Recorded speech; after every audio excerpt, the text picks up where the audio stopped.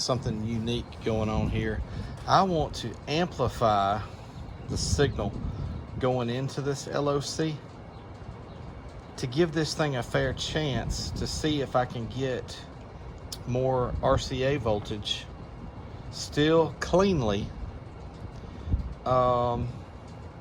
Because to be honest, some head units, and definitely nowadays with all the cars that have factory amplifiers and all of that,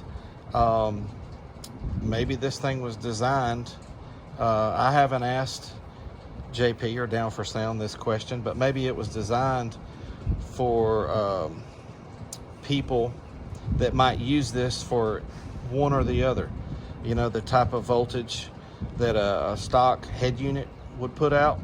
You know, we were giving it what, 9 volts cleanly, 9.1, something like that.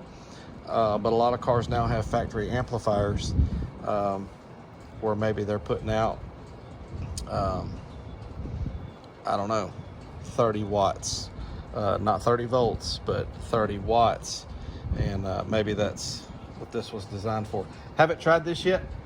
I wanted to roll the camera at the first time that I even tried it, just in case something happened. I wanted to capture it. This is going to be a 40 hertz test tone. I've got to be really careful because I have a feeling if I give this thing too much voltage coming in, I'm sure this amp could probably do that. It may fry this thing. So let's just play around. All right, here we go. I've got this reconfigured now where we can get a reading on all of these at the same time. Look where we're at currently, by the way. 18.5 volts going into the LOC, coming out of the amp. The RCA's is giving us 6.7 volts right now with no distortion. Let's go on up. I am worried that at some point I may blow this LOC by giving it too much going in. Even though it's a clean signal, I'm worried that I could mess it up. But let's go on up. Let's go on up. Wow. There's 21 volts. All right, there's a little bit of distortion. I'm gonna back that off until that light goes out. Okay. All right, guys, I'm gonna say, wow. I was wondering if this would work this way, and it does. So to be fair with some of these LOCs. Now, would we love to see it do, they don't have to do 8 volts, by the way, but 4 volts, for example, on the 9 volts coming in. That's what I would like to have seen. But if this is hooked up to a car with a factory amplifier that's giving you some decent input voltage, the track reset, wow, that is quite interesting.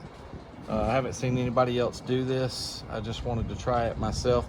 Let's go back down to that 4 volts that this thing is rated. That light's starting to come on. I think it's because the voltage in my system right here is dropping just a little, running this amp. I don't have my power supply plugged in right now, so we're running straight off the lithium, and the lithium was not, actually wasn't charged up very much. Let's drop this down to 4 volts of RCA voltage. I hope I'm saying that right. I'm just trying to go off memory that I think this thing was rated for 4 volts. Let's see what kind of input voltage you would need to get that 4 volts cleanly.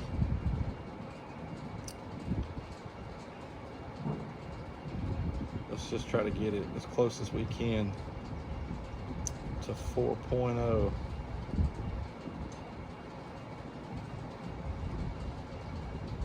Yeah, it's going to wind up only being a little bit more than what we were at in the other test. 4 volts cleanly. If you've got about 11 volts coming into it, it'll give you 4 volts cleanly. Wow, now that clip light is wrong. That thing's been on for a while, even though it's not clipping. We have tested that with the O-scope. Make sure you check out my other video on that. I do wish that these clip lights were more accurate. So there you go, folks. It does do more voltage. All the rest of them probably do that as well, but this is the one I wanted to try it on. All right, guys, thanks for watching.